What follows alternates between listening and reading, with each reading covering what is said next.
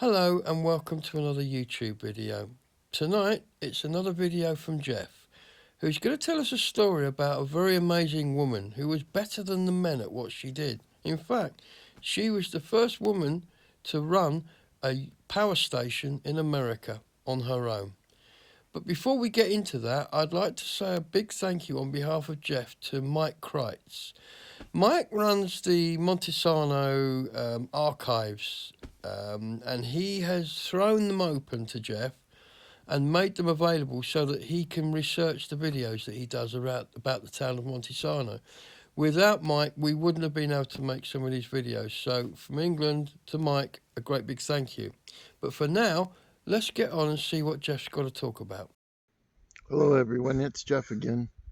I am at Lake Sylvia with the crows in the background, and I'm here today because I want to tell you a story about a man and wife who had 12 children, and they were struggling trying to keep everybody fed, and it's kind of an interesting story.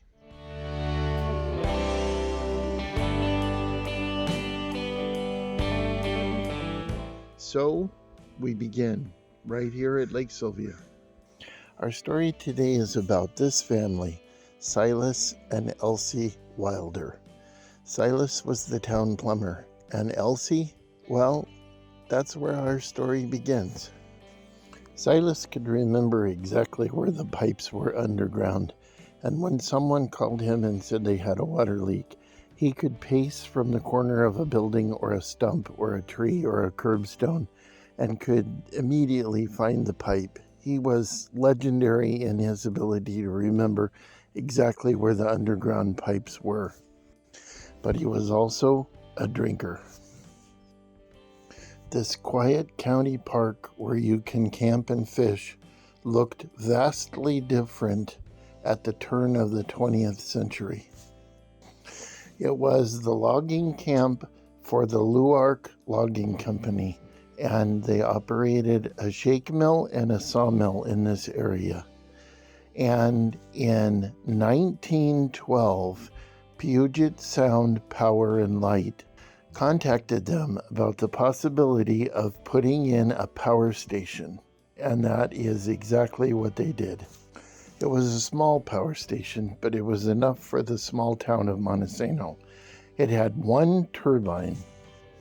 In 1912, Puget Power built this brick building, which provided a home for the person that cared for the power generating equipment and also the power generating station with its single turbine.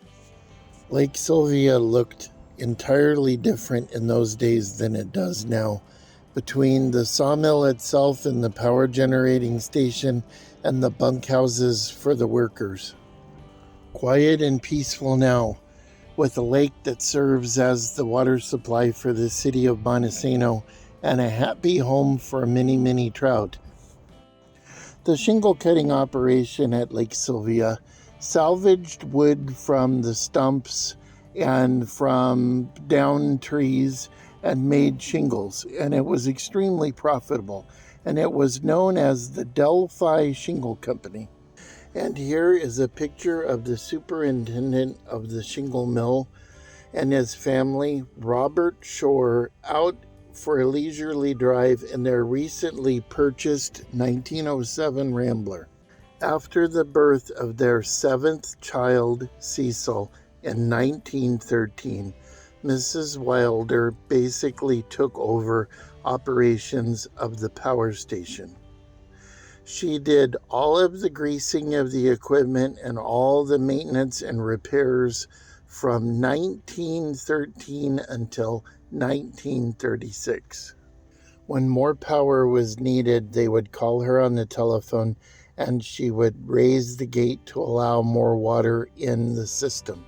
And if they needed the power turned off because of a problem in town, she kept a 6-foot piece of 6x6 timber that she would turn into the impeller and stop the equipment turning off the power.